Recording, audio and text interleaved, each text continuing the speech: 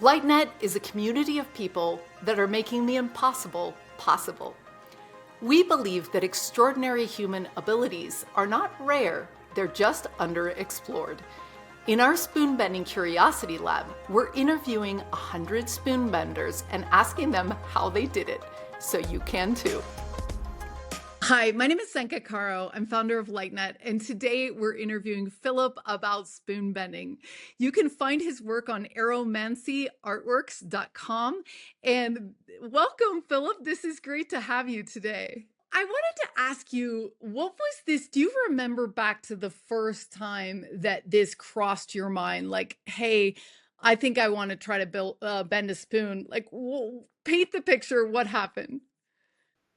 So I had been putting out content on TikTok for some time, and I came across this video of this girl was talking about the Monroe Institute and the gateway process, and part of that was the spoon bending. And I have a very open mind, so I was kind of like pulling it apart and just watching more and more videos on it, and I thought, all right, why not just give this a shot?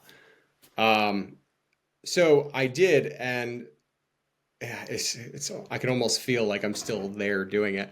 And anybody can do this. Apparently, according to the CIA, 85% of people that try this their first time out are successful. So what you have to do is pick up the spoon. First and foremost, you want to make sure that you're grounded. Your energy has to be completely grounded. I like to do salt baths before attempting something like this. And the other really important thing to remember with this is you have to believe that you can do this. So if there's any hesitation whatsoever, you think that this isn't possible, then you won't be successful in it, because that's what's going to be in the subconscious mind. So once you're grounded and you have the belief, and it's already like you know this is happening. So what I did was, well, I'll pick up one of the ones that I have that's already bent, but you pick up the spoon and you pick a focal spot. For me, it was right here. You pick a focal spot on the spoon that you want it to bend. And then what I did was I imagined atoms spinning around this focal point on the spoon as fast as humanly possible. And I did that for, until I felt comfortable, like, and I as I'm looking at the spoon, I'm imagining that it's completely malleable, that I'm going to simply be able to pick this thing up and fold it like a sheet of paper. And then you put the spoon down, and you, at that point, have to break your thought completely away from the spoon.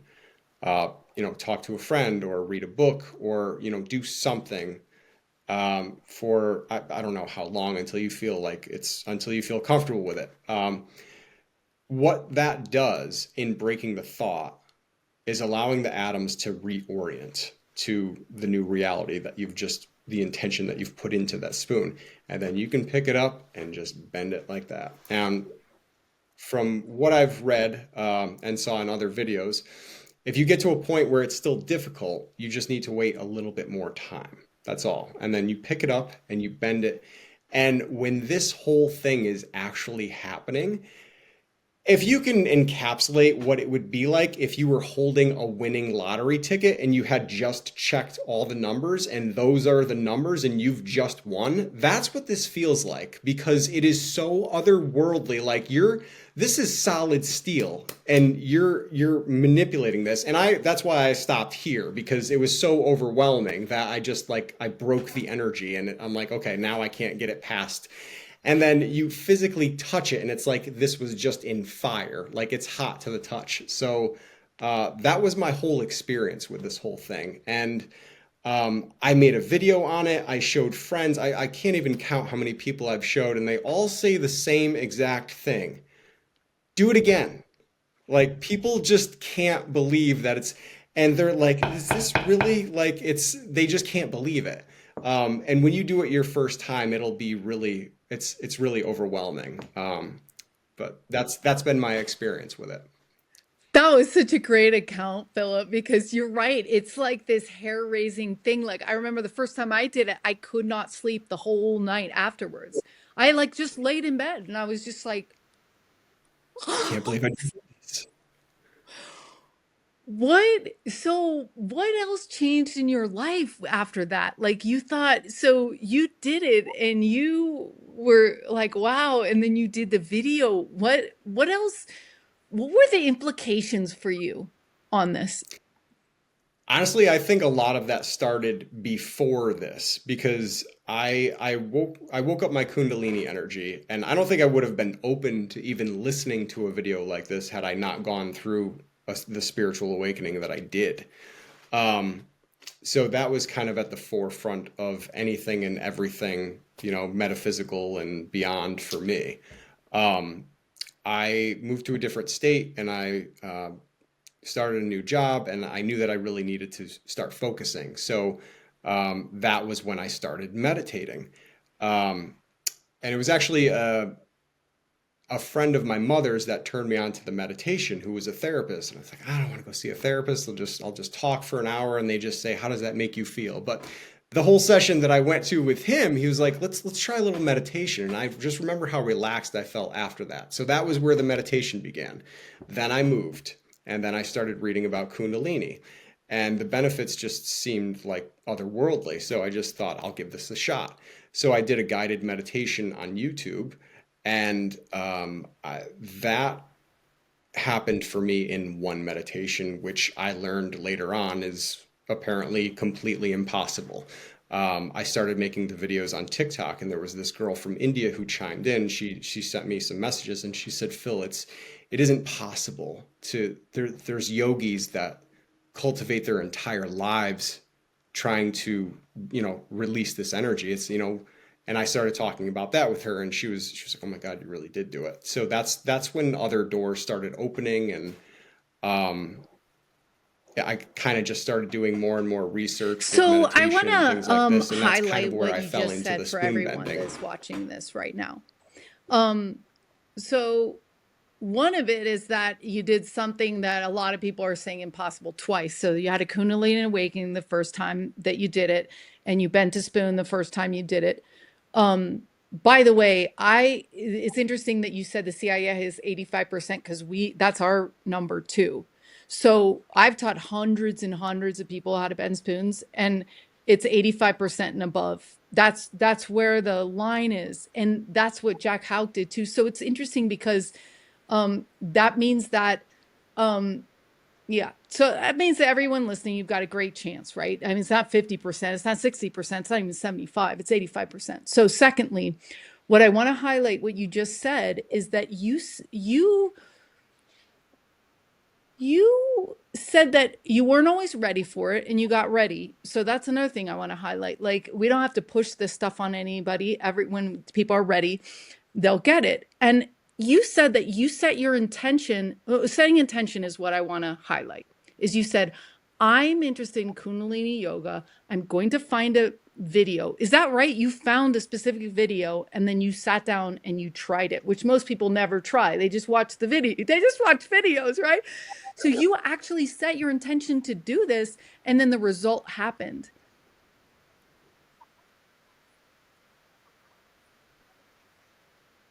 Yes.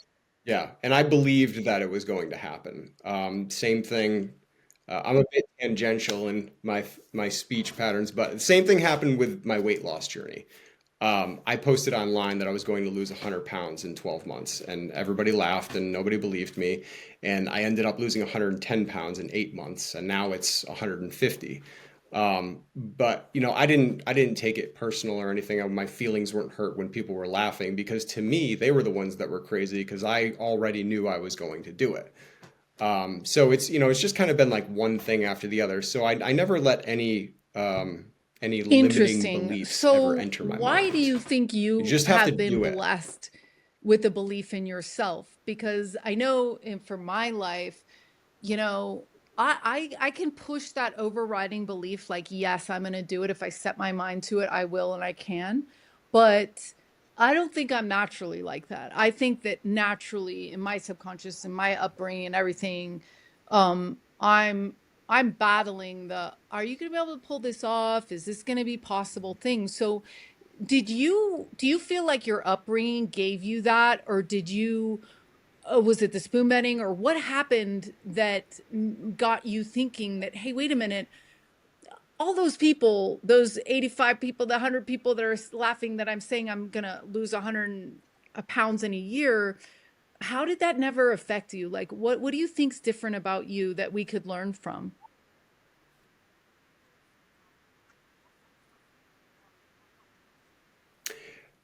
I just knew that this was something that I had to do. I didn't know what was coming in terms of level of difficulty, because I can certainly attest to that being the most difficult thing I've ever lived through. But I don't know how to psychologically break this down, but I can tell you this. Uh, so imagine when somebody is going on stage and they're getting an award and they say never give up. There aren't a lot of people that actually explain why or how. So I'll elaborate a little bit on that. Um, what happens when you're gonna hit roadblocks constantly, continuously? It's just resistance is part of the path. But ultimately, what ends up happening is the mind gets tired of failure. And that is when you flip a switch. That's why you can see pictures of people's transformations. Just in the athletic community, people lose 60 pounds or 40 pounds or 100 pounds. Like, and everyone's, how did you do it? Like, what diet were you on? And it's not just that part of it. It's, I would argue 90% of that is mental. So I would always tell people, fix the mind and the body will follow. And it's very, very difficult, but you just keep going.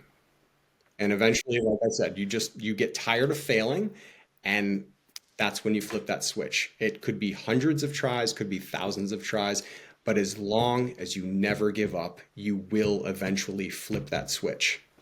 Yeah. So this is so powerful because I want you to talk about the instantaneousness of this, because we were interviewing Jean Ang yesterday and we're talking about how quantum healing can happen like that. You can bend the spoon like that. You can heal yourself out of the wheelchair like that if you're in a Pentecostal church and everyone's screaming and the like life force is in you and God is in you, and like people just do it. It's not like they went to rehab for 9 months. It happened in a moment, right? Right. So so this is available to us, although it's, we don't think of it as being available. And Philip, you are proof that it's available times three, right? So it Yes. wasn't the spoon bending, wasn't the Kundalini happen? You did, and then another impossible thing. So you're basically proof of the impossible. That is so powerful.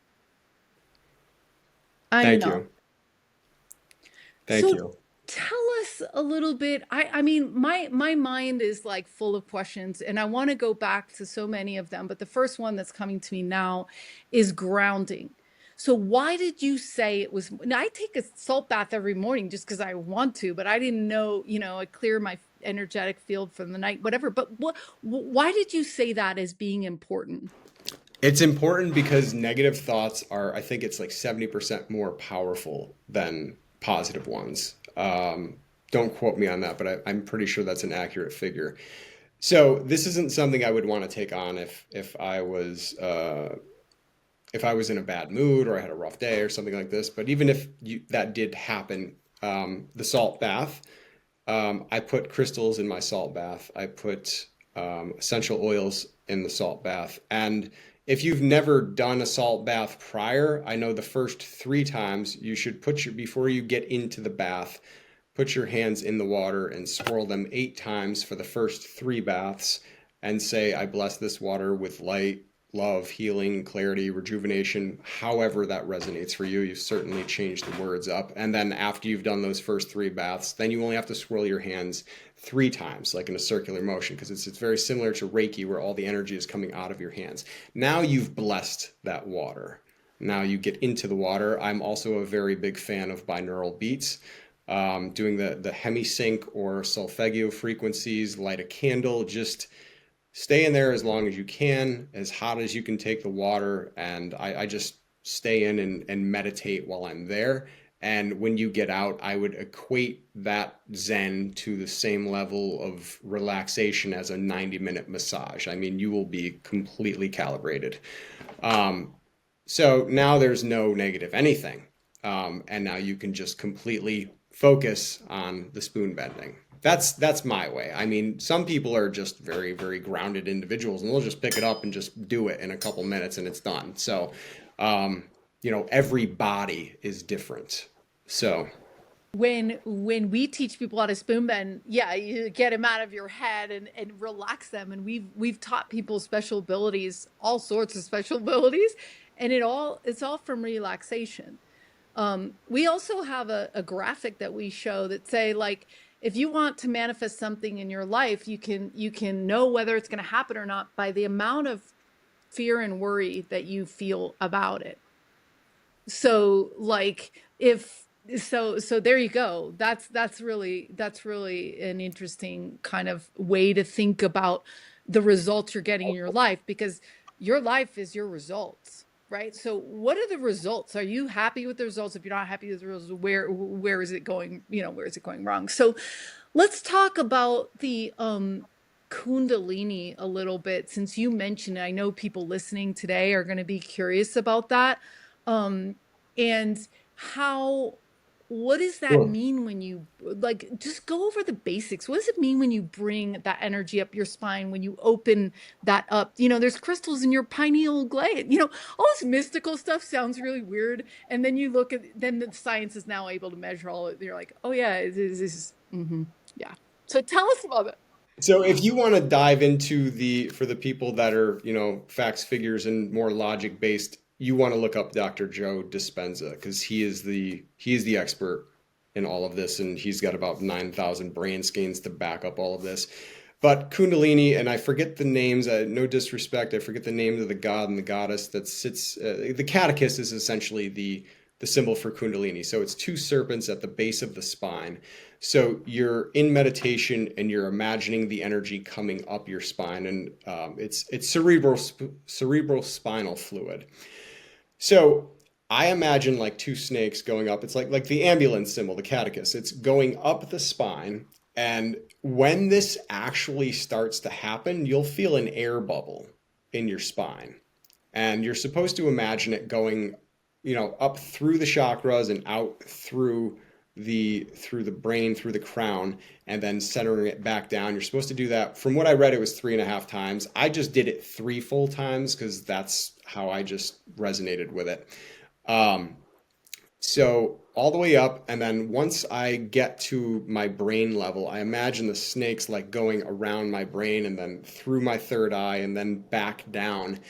And at the end of the third time, what happens before um, all of that is rushed into the pineal gland is my tongue goes like this, and it sticks to the roof of my mouth like a magnet. And then I've tried so many ways to think of how to describe this, but this is quite literally the only thing I can think of. It feels like a full body orgasm multiplied by a factor of at least 1,000, minus the rapid heart rate, because you are in a transcendental state of meditation, coupled with full body muscular paralysis. Now, if you can just take a step back and try to imagine what that must feel like, I have no words. But I would just bask in that for about 15 or 20 minutes. And then you can stay in it as long as you want. But the second you like, oh, let's try to move a finger, or blink an eye, or move my toe, then it'll dissipate and then it's gone within seconds. That sounds incredible, to experience something like that. So what you're saying is you experienced it in that day, watching that YouTube and doing it for yourself, and then were you able to get it again, to do it again? And if so, beyond the physical experience, like wow, like an orgasm, like wow, that's like amazing, what changed in your life, in your head, and your understanding of the world? So the first question is, did you do this more than once? And the second question is like, and what did it change in you? So to answer your first question, I did this every single day for 2.5 years. The very first time was in the YouTube video, and I don't think I felt that feeling because I was laying down in my bed, and then I remember the next day. And to anyone listening, I would highly advise you to seek out some sort of a spiritual practitioner like yourself, somebody that can really guide you through this because I was not a spiritual person at all. I didn't know anything about metaphysics. I didn't have any friends out here. Like it's just me. My very first day, I had 6 out-of-body experiences. And I'm at work, like while this is happening. Like this is not okay. And some of the deja vu that you would get is like it's not regular type of deja vu, like, oh, I feel like I've been here before. It's like, no, this happened already, like 72 hours ago. This already occurred. So I was absolutely terrified. I had nobody to talk to about this. It was just, everything was otherworldly. The signs and synchronicities. I didn't know anything about, 11, angel synchronicities, numerology, all these things. So to me, this is like some sort of I've worked in diagnostic medicine for 15 years. I'd never heard of any of these types of symptoms. And I actually went to, I'm going to be a bit tangential, but I think I'll answer all of your questions in this. Um, I thought I was having some sort of a break because I'm like, even my coworkers, I'm like, I can't explain this. I don't know what it is. And for about 6 months, my coworker never told me. She's like, I thought you were just losing it. And then one day we're sitting down and I'm like, oh man. She's like, what? I'm like, it's going to rain. And she looks at her phone. She's like, it's 76 degrees outside. There's not a cloud in sight. I'm like, all right, fine. So then, something else over the weekend happened. This was on a Friday that I had told her that something else completely out of this world happened. And I'm like, I feel bad telling you this because I don't know who else to tell. And she's like, no, no. Phil, I used to think that you were a little out there, but remember when you told me it was going to rain on Friday? I'm like, yeah. She's like, I was on my way to the airport when we left work. I had the sunroof open, both windows were down. It was top 10 day of summer. And about a quarter mile before I got to the airport, the sky opened up in a way I have never experienced in my life. And that's when I was like, oh my God, he was telling the truth. So things like this isn't a rare thing. This is like daily for the longest period of time. And that's when I was magnetically drawn to the sky. That's where all of my artwork comes from. And again, it seemed to be a recurring theme with people saying, "Oh, that's crazy. That's just pareidolia. Your mind is making it up. It's not really anything." And I remember showing a picture to my friend. And he's like, "No, it's Phil. That's pareidolia. It's a genetic trait passed down from when we were cavemen. It was a protective thing for when we were looking for something to hunt. We're just trained that way." And I showed him this picture. It was just an original image. I'm like, "What do you see?" He's like, "That's a cloud." And then I taught myself how to bring forward what I was seeing in the clouds, and I just turned that into NFT artwork. And I showed him the picture 6 months later, and he said the same thing that everyone says now. I don't like that one, or that's creepy. Um, I've there is a psychic connection with all of this as well. Um, I've called the election 7 months in advance. I prophesied my uh, NFT artwork being on the billboards in Times Square in a QHHT session, actually, on October 19th. The practitioner told me that doesn't happen. You're the only person I've done this on in 30 years that's gotten future cast into a current life. And it just goes on and on and on. But again, I had no knowledge of anything spiritual, and this was all like I'm on my own type of thing. So, I feel like there was another part of the story I was going to get to, but I don't know. We'll get to it at some point. Yeah, well, there's a lot of similarities in your and my life in the awakening part. Yeah, like someone did Reiki on me, and then the next day I just was I could barely function, in the sense that I couldn't sleep. Everything was synchronized. Synchronicities were just like, so I mean, I literally thought I died. Like, I thought I had died, but then everything was rebooted and I was in the same house, but like, it was so, my life was so different at that point. I was like, I started seeing the 111. I didn't have anyone to talk to either. So it was very interesting.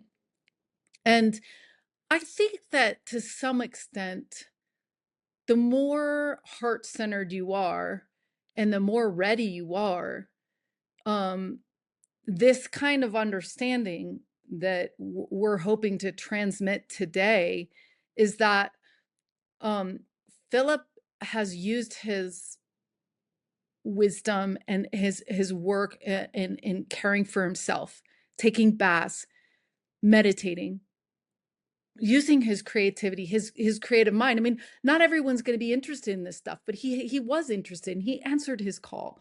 He got his body healthy, and he did all these things, and now he's making artwork.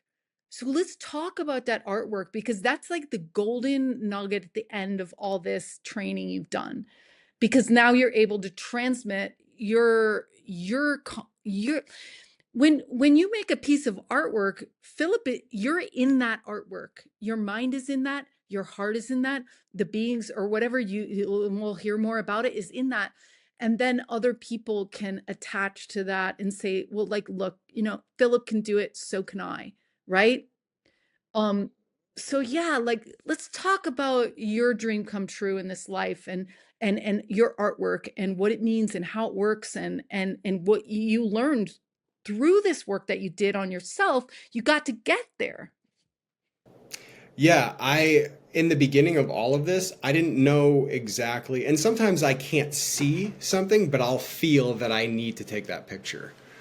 That's kind of how all of this started. And there's no Photoshop in any of this, but I knew in the beginning that would be the first thing that people would go to. So I made sure that I hired an attorney to write in there, there's no Photoshop in any of this. But what I was expecting and how it evolved are two completely different things. Like, when I'm making the artwork, I'm peeling back the layers. So I take a picture on my cell phone, and then I hit edit, and there's a bunch you can change the contrast, definition, all these things. I change what I want to there. Then I send it into Adobe Lightroom, and then there's even more features that I can utilize. Then once I'm done there, I then send it back to the phone, and it's like folding a sword. It just keeps rinse and repeat, hundreds and sometimes thousands of attempts until some of these artworks have taken me years to finish. I just keep going with it. And what I was trying to put out initially was, oh, well, this is what I see.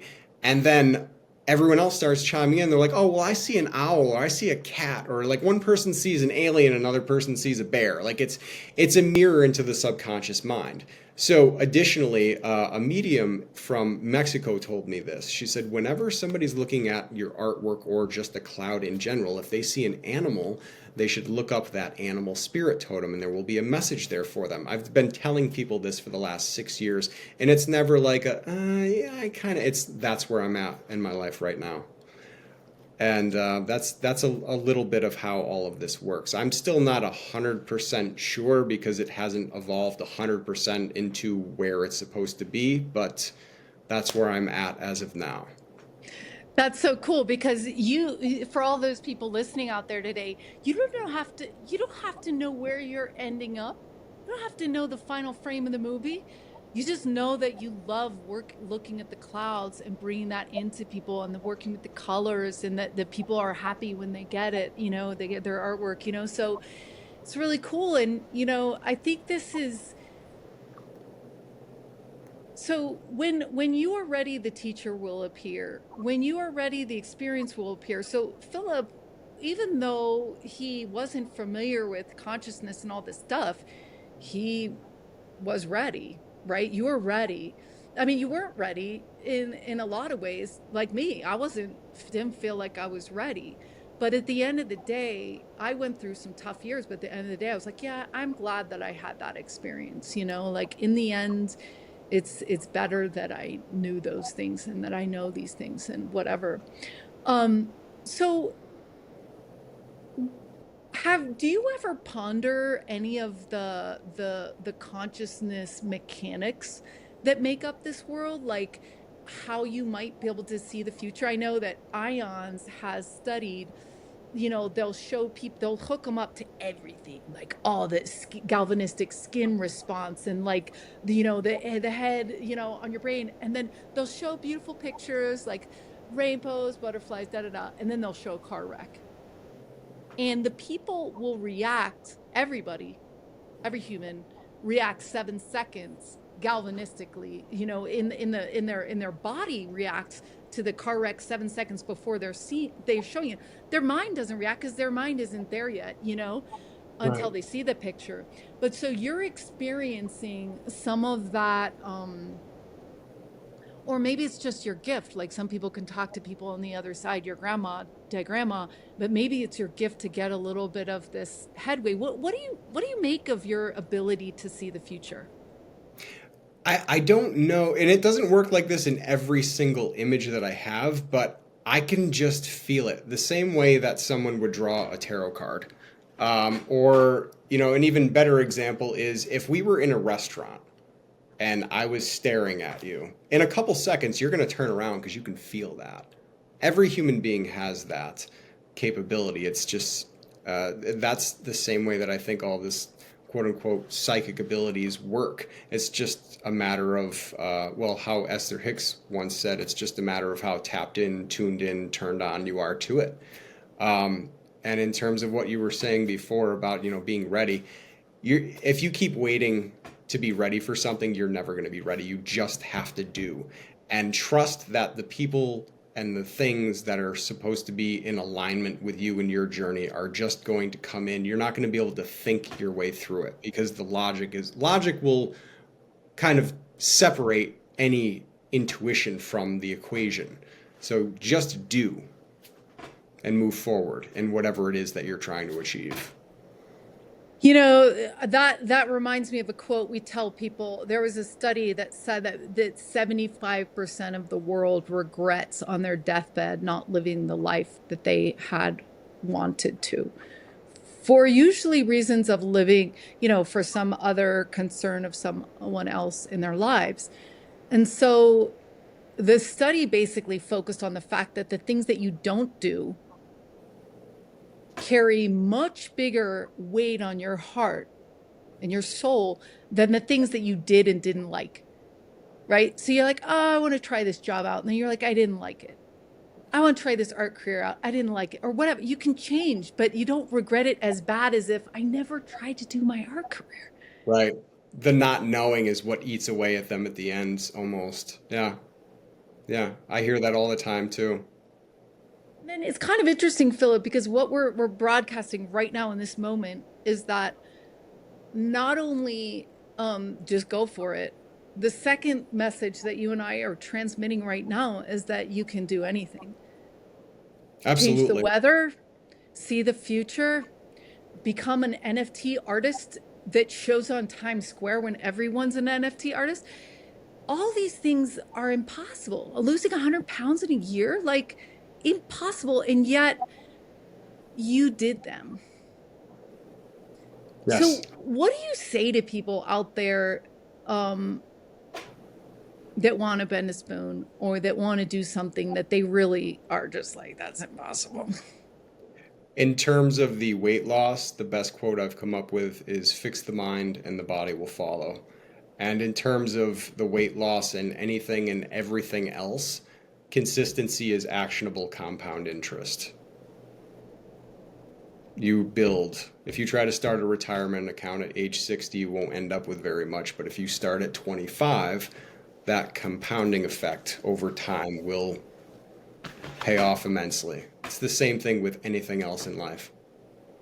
Yeah, you almost break the dam. The dam eventually breaks because you keep pouring the glass of water again and again, and the universe gives up.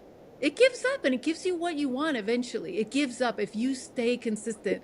Now, most people never stay consistent on anything. For example, me, I want to be a filmmaker, then I wanted to be an artist, and then I wanted to be an NFT artist, then I wanted, but that's fine too, right? because we're contributing in the moment, right? Right. Just don't ever stop. And even if you have, we're all going to have bad days. I mean, it's great that I've achieved what I have, but, I would say 90% of the time this was a struggle. Like it was not easy at all, but you just have to show up.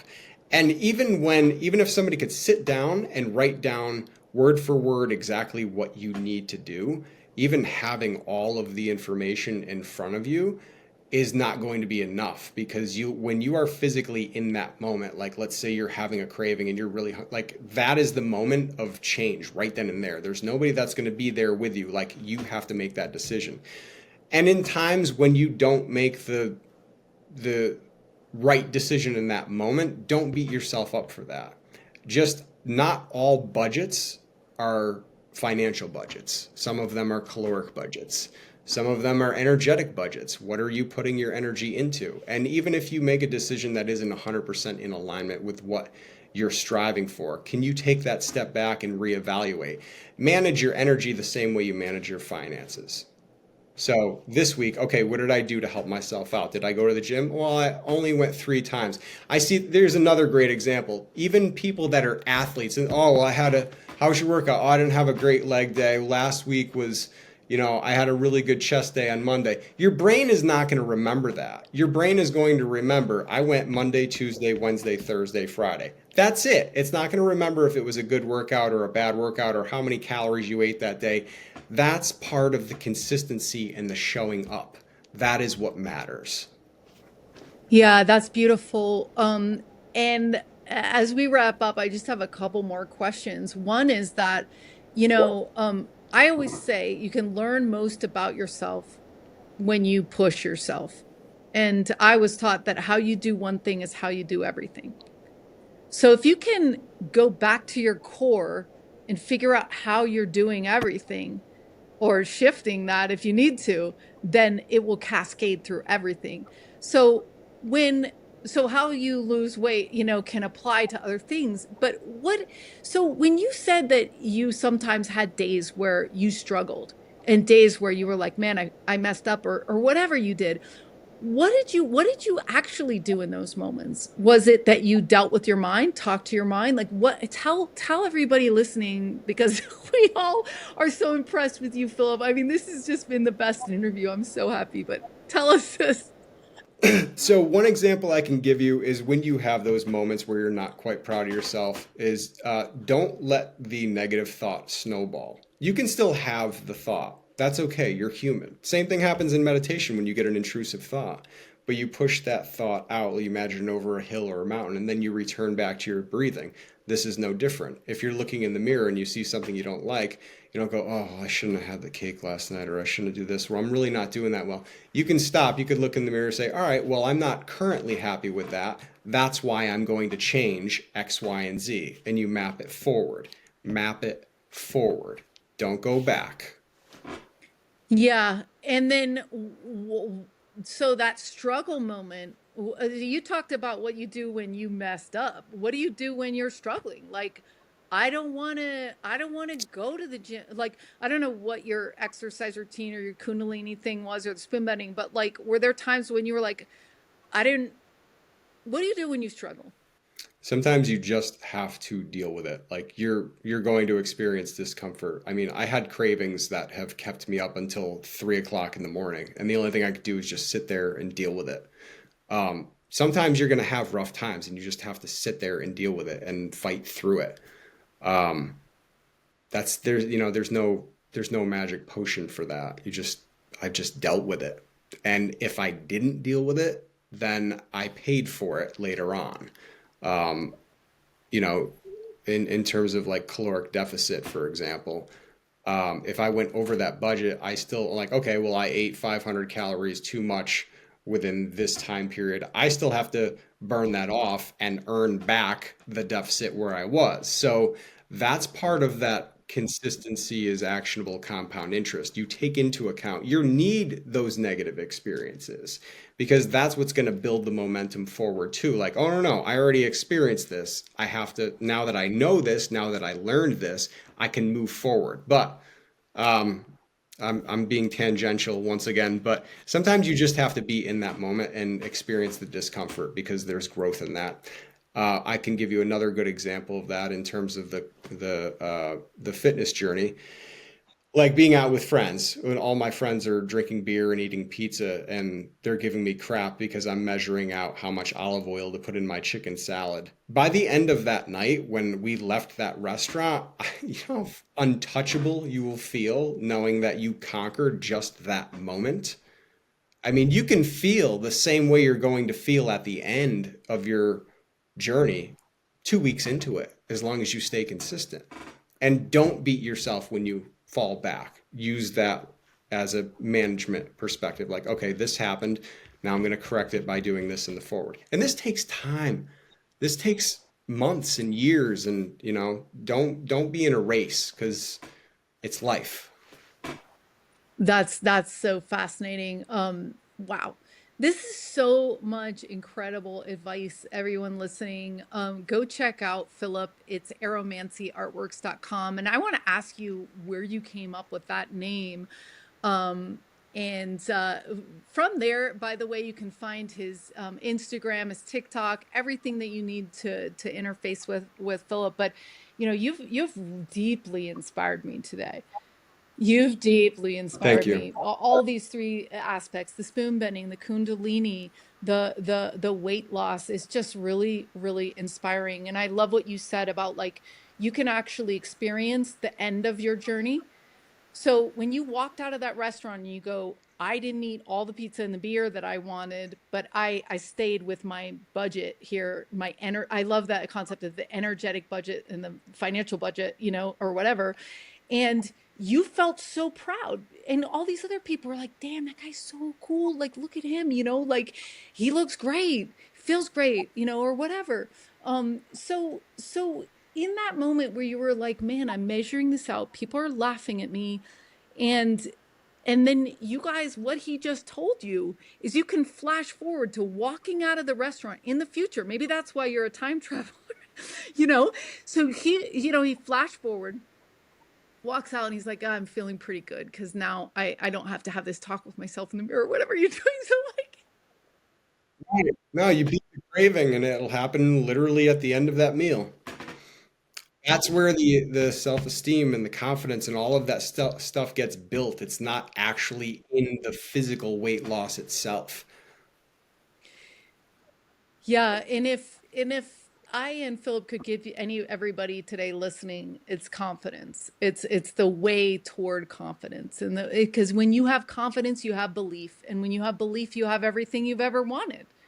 Whether it's a billboard on New Yes. York Times or a Kundalini awakening or whatever. So that confidence is built over time, and we've got plenty of time is your other message. It's like it's okay. As long as you're going Yeah. somewhat in the right direction, you will end up there. Right? And to answer your question, where I got the name from, I was getting Reiki from someone. I'm trying to think of the type of energy healing that it was. The name of it escapes me, but I was telling her about the clouds, and she said, "You're an aromancer," and I'm like, "What's that?" And she's like, "Well, it's a divination thing. You do it with the air, so you're doing it with clouds. It's called aromancy. If it were fire, it would be pyromancy. If it were water, it would be aquamancy. So that's kind of where it came from. The mancy is the divination portion of it. Yeah, that's so cool. So even things that we thought were off the table. So getting your artwork at New York Times or the Times Square is one thing, but then there's all the magic stuff that's in this other box. Like, hey, I can see the future. Hey, I can, a divination or whatever tell you, So all of that's available in the impossible. That's not impossible either. That's also in the science of the possible. And that's what we hope to open your mind to today. So thanks to everyone for listening. Please drop a like on this video. If it resonated, share it. Go check out Philip's artwork, buy his artwork. You're supporting his life and his creations and his consciousness. It's really powerful to have people like you, Philip, breaking the 4-minute mile again and again for us. So good luck to everyone on their journey, whether it's weight loss or spoon bending. And LightNet has coaching. We have impossible to possible coaching. twice a month for everyone that has like a thing like, I'm not sure I can do this. We are sure you can do this, and we'll be there every step of the way.